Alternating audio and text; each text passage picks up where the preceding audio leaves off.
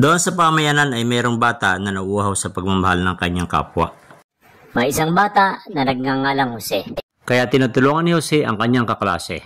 Noong una ay tinutulungan niya ito dahil sa kanyang awa. At natutunan ni Jose, ang simpleng pagtulong ay nakapagpapagaan pala ng kalooban ng kanyang kaklase.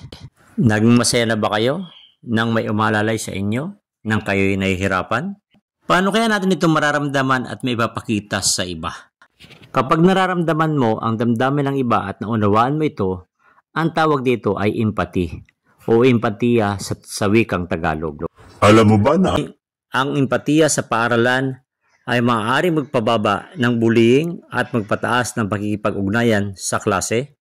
Bakit epektibo ang ganitong sitwasyon? Ang empathy ay ang kakayahan nating mararamdaman at maunawaan ang nararamdaman ng iba.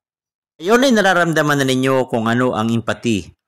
Kung ito ay nararamdaman na ninyo, maunawaan mo at maintindihan ang damdamin ng kapwa mo. Ang mga pinagdadaanan ng kaklase mo at kaibigan mo ay maunawaan mo ganap, kaya hindi kayo hahantong doon sa hindi pagkakaunawaan. Hanggang dito na lamang po ang aking video at sana sa mga susunod pong upload ay suportahin niyo po ako. Maraming salamat.